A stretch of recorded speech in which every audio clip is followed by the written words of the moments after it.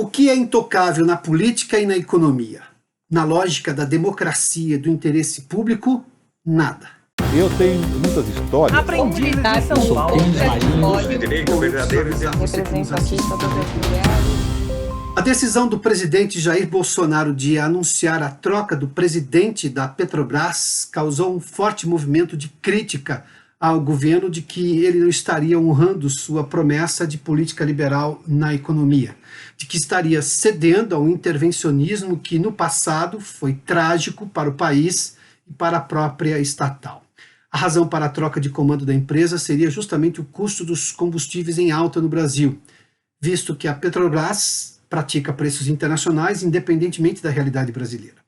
Uma rápida observação: que as fortes intervenções na economia e na Petrobras em governos passados foram trágicas, não há dúvida. O país mergulhou numa crise entre 2014 e 2016 e a empresa ficou submersa no lamaçal de corrupção. Mas no Brasil de hoje, distante daqueles tempos, mas sofrendo uma crise econômica em que o preço da gasolina e do diesel tem forte impacto na cadeia produtiva, quais os limites do liberalismo econômico e da política livre de preços da estatal?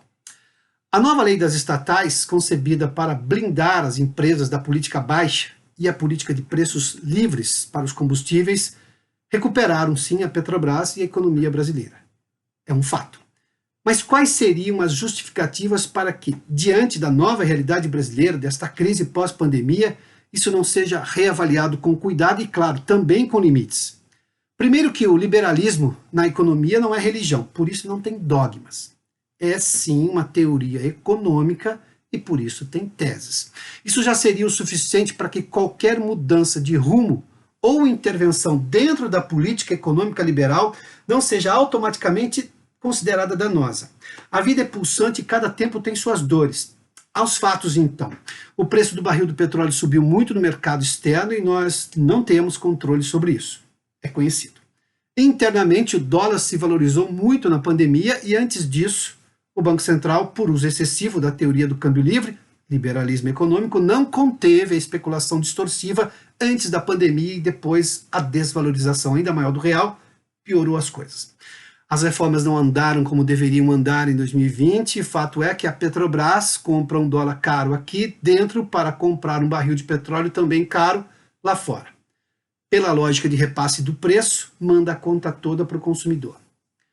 Com o cenário econômico no mundo e no Brasil agravado pela pandemia, a visão dogmática de uma Petrobras intocável em detrimento de toda a cadeia produtiva não se sustenta mais. Sejam os caminhoneiros, que ainda sofrem com a baixa demanda de serviços, ou pelo repasse à inflação dos preços dos combustíveis.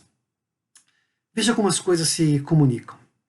A alta constante de preços do diesel provocou uma greve de 10 dias dos caminhoneiros em 2017, que por sua vez provocou enorme desabastecimento no país.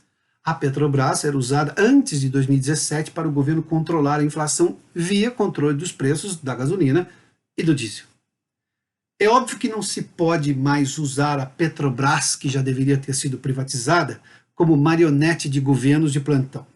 Mas uma empresa como a Petrobras, que praticamente tem o monopólio do refino de petróleo, justamente porque sempre teve a mão pesada do governo a favor, não tem o direito de ignorar a realidade econômica do país em que vive.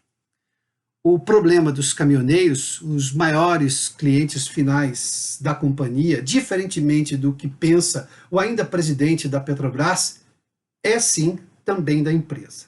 Num país que se move e transporta quase tudo por rodas, é um problema de todos nós. Eu tenho muitas histórias. Aprendi em São Paulo. Represento aqui todas as mulheres.